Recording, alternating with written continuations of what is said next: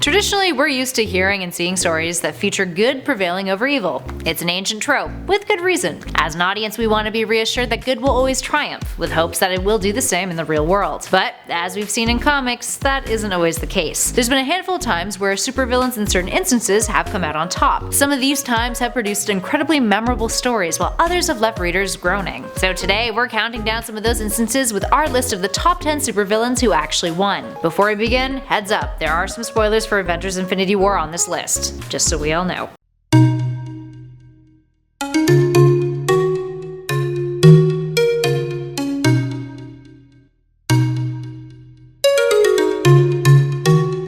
And at number 10, Doomsday. Starting off this list is a villain who managed to beat Superman to death, Doomsday. In the godforsaken 1992 story arc, The Death of Superman, we witness Doomsday arrive on Earth, and he and Superman battle to the death, seemingly that is. While Doomsday is also down for the count, he took down the superhero that no one else in 54 years could. Eventually though, it was revealed that Superman wasn't dead, just in a Kryptonian coma, which made him look as if he was dead. And the character returned, causing a lot of fans to feel really cheated by DC for the emotional roller coaster that they put them through. All to make a buck. Up next, number 9, Sinestro. When you think of clever supervillains, DC's Sinestro is definitely a name that comes to mind. He's given the Green Lanterns a run for their money on many an occasion, especially during the Sinestro Corps War event. Despite inevitably being defeated, his main goal was achieved. Sinestro reveals at the end of the story that the whole point of waging his war was to get the Green Lantern Corps to submit and use lethal force, which was against their code of conduct. So yeah, he technically won the long game. Can't go back on killing people. Up next, number 8, The Drowned. The Drowned was a villain who appeared as part of the Dark Knight's Metal story event spearheaded by Scott Snyder and Greg Capullo. She's an evil version of Batman from an alternate world that was part of the Dark Multiverse. As with many of the other evil alternates of Batman, the Drowned had experienced rather tragic and nefarious events on her own world prior to being recruited by Barbatos and the Batman Who Laughs. In her case though, she went through a bit of a roller coaster ride during her time on Earth -11. Known as Bryce Wayne, she turned evil after her lover Sylvester Kyle was killed by metahumans. Bryce then kills every single superpowered being on land until Aquawoman reappears from her self-imposed exile to fight Bryce. This starts a war. Bryce wins by surgically altering herself to be superior in underwater conditions, ends up taking Aquawoman's trident, and becomes known as the Drowned. Up next at 7, the Joker. While the Joker and Batman are eternally at war against one another, the Clown Prince of Crime has one-upped Batman many a time by harming the ones closest to him. This includes the likes of the metaphorical death of the Bat family in the New 52 arc, Death of the Family, and crippling Barbara Gordon in The Killing Joke. But perhaps the worst of all was his murder of Jason Todd, which psychologically destroyed Batman for years, and was also pretty brutal.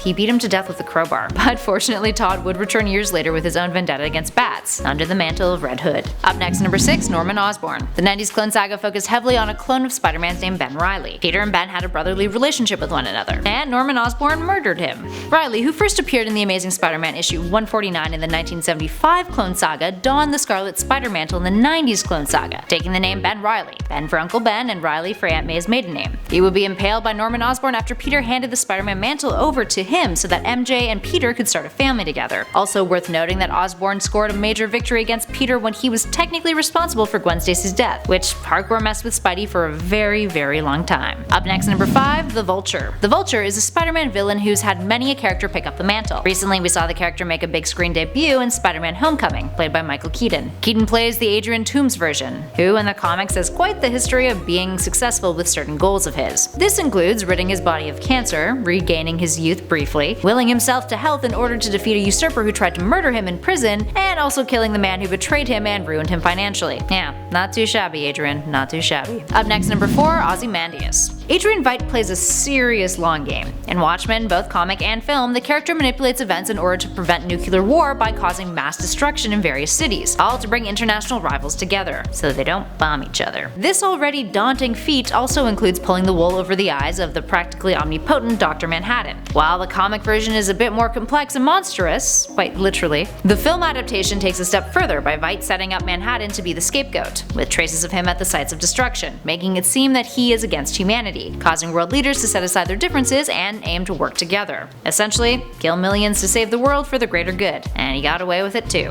And at number 3, Dr. Octopus. OCTOPUS. In a storyline that took a lot of heat back in its day, the Dying Wish storyline in The Amazing Spider-Man involved Otto Octavius switching bodies with Peter Parker after he discovered that he had cancer. This caused Peter to die while he became Spider-Man, and the Superior Spider-Man series was born. Otto reformed, and was affected by Peter's memories, but eventually erased all of Peter's brainwaves in order to fully get rid of him. Eventually he too would die after realizing he was a failure, delete himself from existence, and restore Peter. But for the duration of about a year and a half in 2013 and 2014, he held the Spider-Man mantle, and many a fan was pissed. Up next at 2, Dr. Doom. Doom's victories aren't always necessarily traditional wins, but first off, he's managed to take over the world in secret wars after he imprisoned the Purple Man and weaponized his powers for his own use, but then got bored with ruling a world at peace who listened to his every command, so he let Namor destroy the machine that he had crafted to control Kilgrave, and everything reverted to normal. Doom also scored a personal victory over his nemesis Reed Richards by not only delivering his child when Reed failed to be there to help Sue, but also named the kid, kinda telling Reed to suck it. See, you don't need violence to win sometimes, just wit. And finally, in at number 1, Thanos. Thanos makes our top spot because, unless you've been living under a rock, the Mad Titan just scored the biggest supervillain win in the history of comic book movies to date. The MCU's third Avengers film, Infinity War, left fans absolutely baffled when the movie ended with Thanos victorious, and many beloved superheroes dusted, ceasing to exist. Now in the comics it goes down a little differently. The film is primarily adapted from the 6-issue Infinity Gauntlet miniseries from the early 90s, with a bit of the more recent 2013 Infinity stories sprinkled in. In Infinity Gauntlet, Thanos does succeed in eliminating half of all living beings in the universe, but he is also thwarted. The story continues with Adam Warlock rallying all of the heroes against him, all of which pretty much die in an epic battle against the Mad Titan, until Nebula snatches the gauntlet off of him after he thinks he's won. Long story short, Adam Warlock ends up getting the gauntlet back from her, and reads Thanos' soul to discover that the Mad Titan never thought he was worthy of all that power, or Death's love to begin with. Thanos then retires and lives on a farm, and the story ends with him watching the sunrise, just like it did in the MCU film. In the comic, he seems more than content to be rid of that extreme power, but he does eventually come back, seeking it once more and facing off against the Marvel Universe's heroes, and Warlock. Alright, there we have it, friends. Which of these villains' victories do you think was the most deserved? And what villain would you love to see score a win for once? Let us know in the comments below. If you dug this video, please show some love by hitting that like button. And hey, why not subscribe to us if you want to hang out with us some more? We've got a ton of other great top 10 lists on our channel, so make sure you definitely click that playlist that's on your screen right now. In the meantime though, thanks for watching. I'll catch you all in the next video.